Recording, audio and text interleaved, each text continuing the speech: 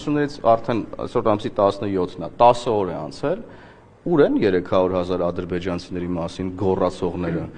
ուր են իրանք ընդհանրապես, ինչով են զբաղված, տեսա, որ մի քանիսը փորձում էին սահմաններն անցնել Հայաստանի Հանրապետության, ամեն օր սառնարանը բացում էիր, մեջից Նարեկ Կարապետյանն էր դուրս գալիս, 300,000 ադրբեջանցի էր գոռում, Թեյնիկը միացնում էիր, մեջից Ռոբերտ Քոչարյանն էր դուրս գալիս, 300,000 ադրբեջանցի էր գոռում, մտնում էիր Զուգարան ներողություն, Կալուգասի օլիգարխին էիր հանդիպում, 300,000 ադրբեջանցի էր գոռում, ուր են այդ մարդիկ ընդհանրապես, որ ծակերն են մտել ընդհանրապես եւ ինչի չեն շարունակում այն թեզը, որը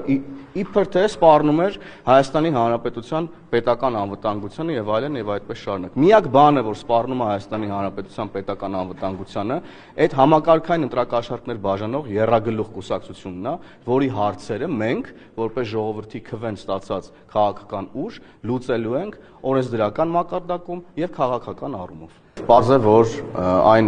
մարդիկ, որոնք այս պահին մեղադրյալի կարգավիճակում են, իրենք իրենց գրպանի փողը չեն բաժանել, իրանք իրար մեջ չեն այդ փողերը բաժանել, պարզ է, որ պետք է գնանք եւ հասնենք գլուխներին եւ այստեղ գործել է հանցավոր սխեմա, որը ամբողջ Հայաստանի տարածքով են ուրեմն փորձել գործարկել, ինչի արդյունքում էլ նաեւ ստացել են այսքան ձայն, ես ցավում եմ սրա համար, որ տրվել են Հայաստանի Հանրապետության քաղաքացիները ընտրակաշառքներին եւ ընտրակաշառքի բերումով եւ այլ ուրեմն հանցավոր ներգործությունների բերումով գնացել են տեղամասեր եւ իրենց քվեն տվել են ուրեմն պատերազմի եռագլուխ կուսակցության ներկայացուցիչներին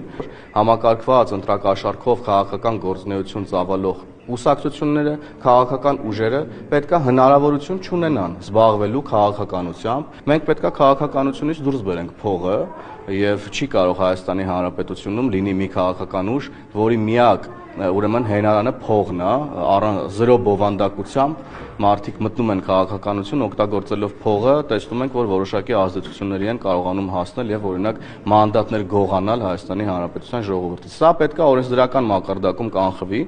եւ ընդհուպ մինչեւ պետք է այնքան խիստ օրենսդրական կարգավորումներ լինեն, որ նրանց ուղղակի արգելվի զբաղվել քաղաքականությամբ, մասնակցել որևէ ընտրական գործընթացների։ Նրանք հատ-հատ պատասխան են տալու իրենց յուրաքանչյուր ուրեմն հնչեցրած կեղծ թեզերի համար, հատ-հատ պատասխան են տալու յուրաքանչյուր դրամի համար, որով փորձել են գնել Հայաստանի Հանրապետության քաղաքացուն։ Նրանք շատ դաժան իրականություն է սպասում ազգային ժողովում քաղաքական առումով, մենք նրանց ոչնչացնելու ենք քաղաքական առումով ազգային ժողովի դահլիճում